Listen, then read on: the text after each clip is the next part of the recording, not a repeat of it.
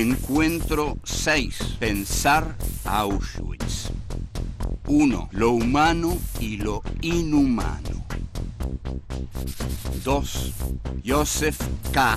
fue detenido una mañana. 3. Después de Auschwitz. 4. El piloto de Hiroshima. 1. Lo humano y lo inhumano. Se puede pensar Auschwitz. Este es el tema candente y realmente muy importante en el pensamiento del siglo XX y del pensamiento de los derechos humanos. Se puede pensar Auschwitz. La pregunta ya implica que si se puede pensar Auschwitz, pregunta alguien, la pregunta implica que sobre las dificultades de pensar Auschwitz. ¿Es posible pensar Auschwitz?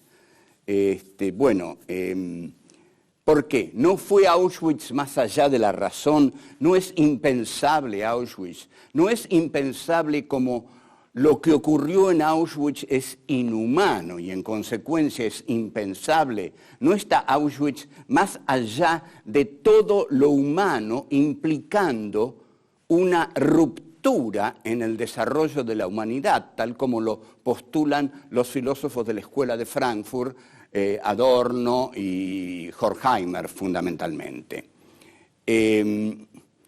Auschwitz vendría para esta clase de filósofos, que son los filósofos de la Escuela de Frankfurt, vendría a formar parte de un primer desarrollo de la humanidad que se quiebra en Auschwitz. Entonces,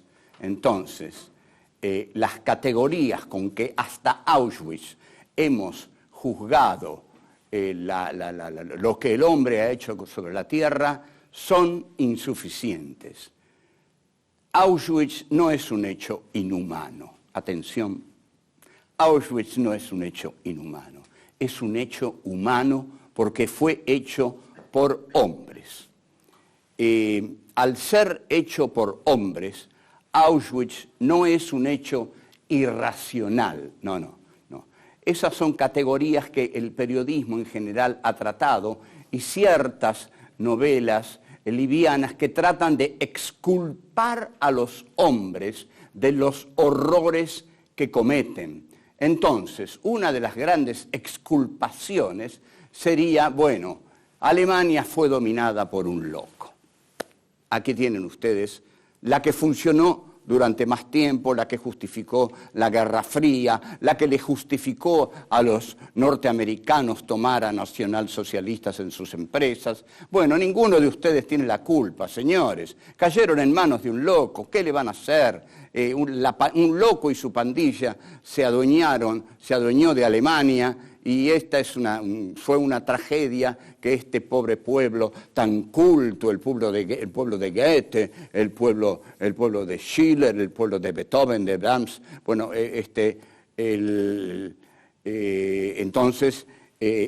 fueron aniquilando, fueron incorporando a las empresas norteamericanas y a las empresas que... Ese fue el milagro alemán. ¿Cuál es la base del milagro alemán?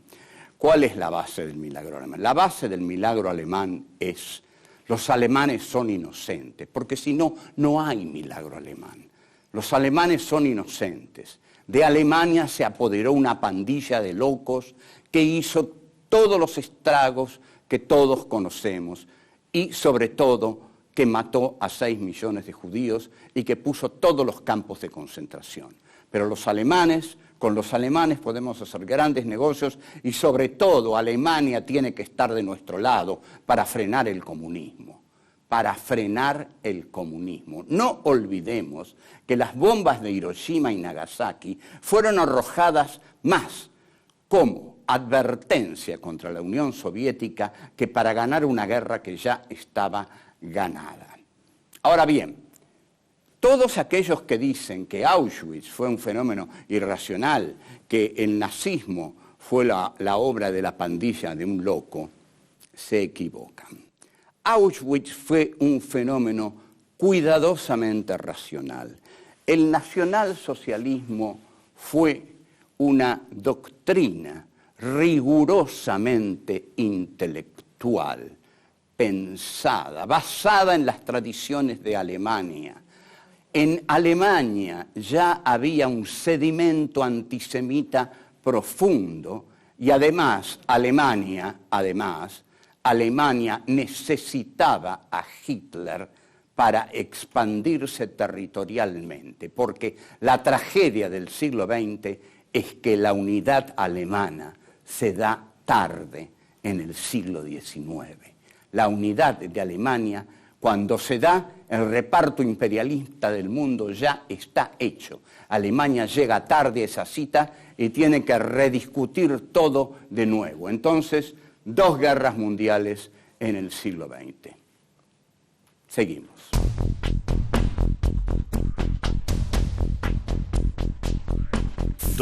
Joseph K. fue detenido una mañana. El primero de los intelectuales que analizó Auschwitz no conoció Auschwitz ni estuvo en Auschwitz. Se trata de Franz Kafka.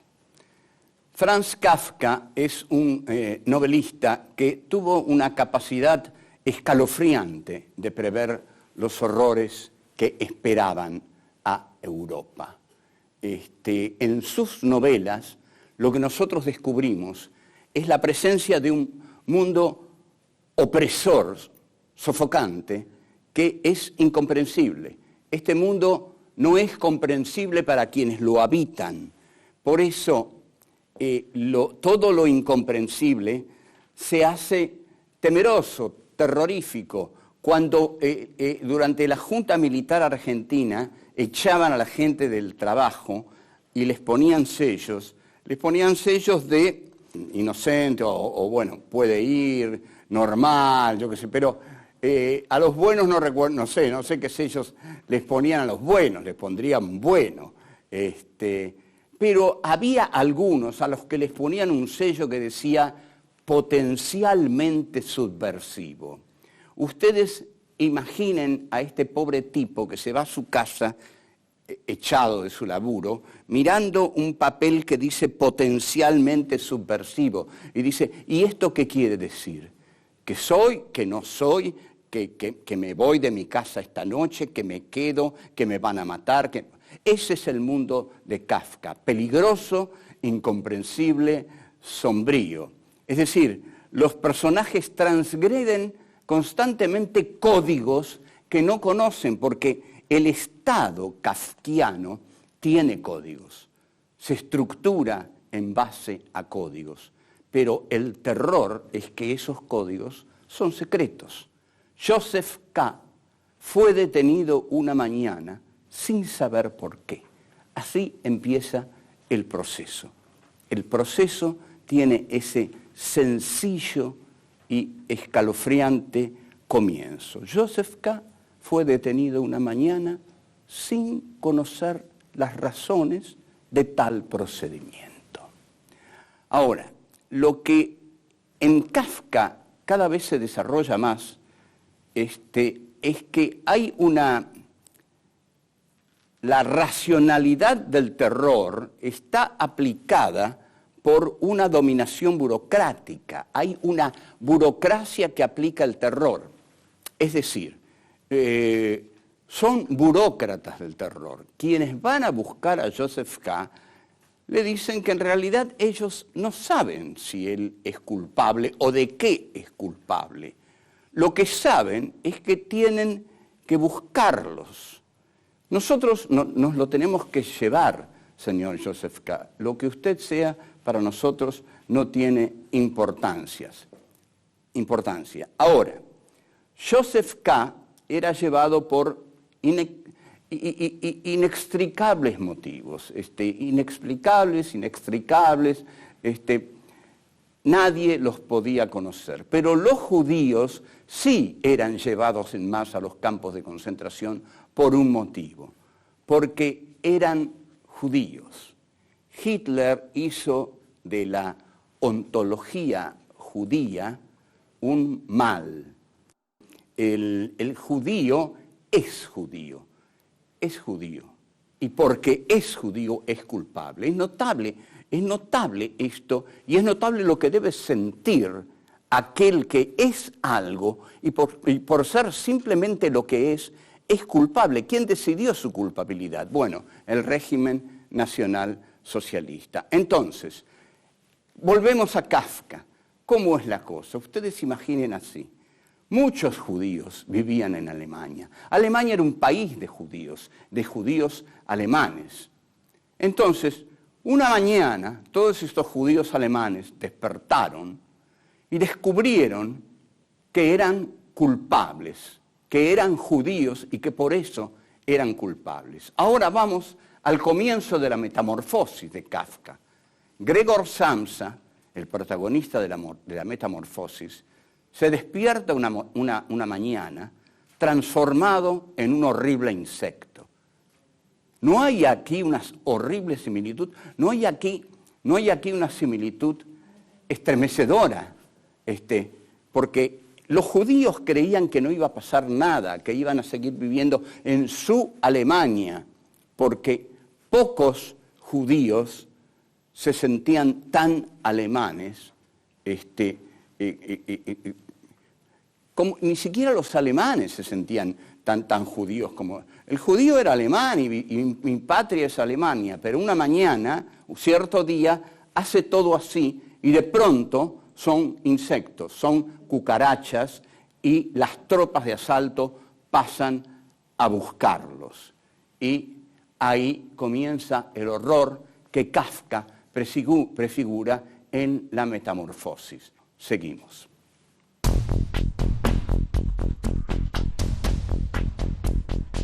Tres después de Auschwitz. Vayamos ahora a lo que se pensó después de Auschwitz. Una de las frases más desalentadoras, una de las frases que hieren más, es la que pronunció Hans Jonas, discípulo de Heidegger, quien luego de Auschwitz dijo: después de ese suceso, se puede afirmar que pensar en una divinidad totalmente buena es algo incomprensible.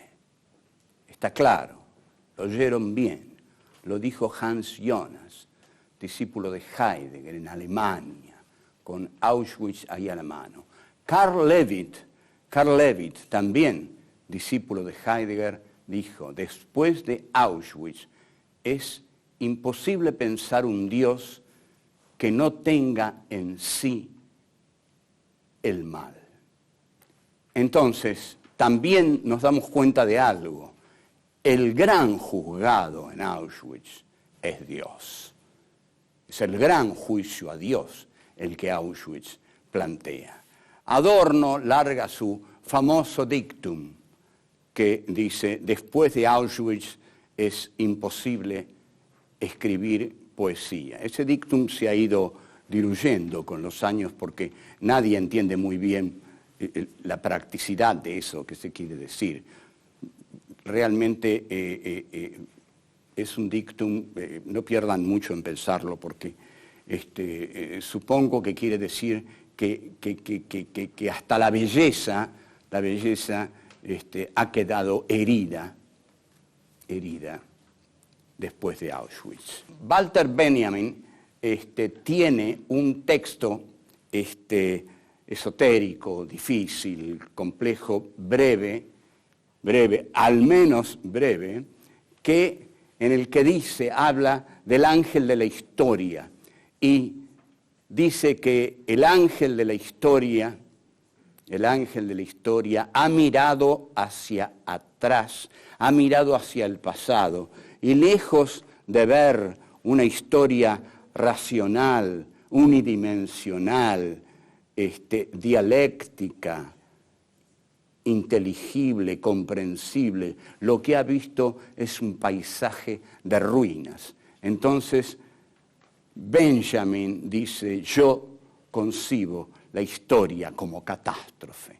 Y en efecto, concibe la historia como catástrofe. La otra gran figura que ha pensado Auschwitz es un gran poeta que se llama Paul Celan. Paul Celan estuvo, sí, en Auschwitz.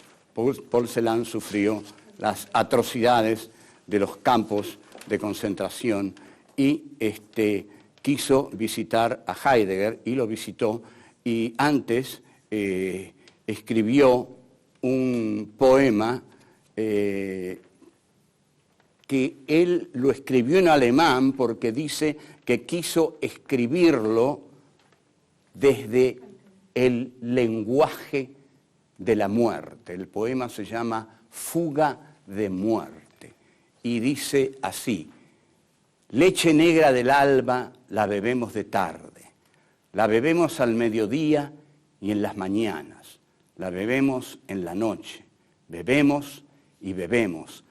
Cavamos una tumba en los aires donde no es estrecho. Un hombre vive en la casa y juega con las serpientes que escribe a Alemania cuando oscurece tus dorados cabellos, Margarita. Lo escribe y sale frente a la casa y refulgen las estrellas y con un silbido llama a sus perros de presa y silba a sus judíos, les hace cavar una tumba en la tierra, nos manda, toquen para el baile. El poema no es un dechado de transparencia, pero en alemán y escrito en Alemania y dirigido a los alemanes, fue terriblemente doloroso para la culpa alemana. Además, ustedes imaginen la culpa alemana que es permanente, porque Alemania solo puede salir de esto a raíz de una gran negación, porque no hay en Alemania, digamos, nada que diga hubo otra Alemania, luchamos contra el nazismo. Habría que buscar también entre nosotros y contra la dictadura de Videla, que es lo que hubo. El tema de la culpa lo vamos a tratar en algún momento. Primo Levi es el otro gran pensador de Auschwitz, los hundidos y los salvados, si esto es un nombre. Primo Levi es una de las más conmovedoras figuras que han pensado Auschwitz. Y ahora, pero voy a decir algo de él en el próximo bloque. Volvemos.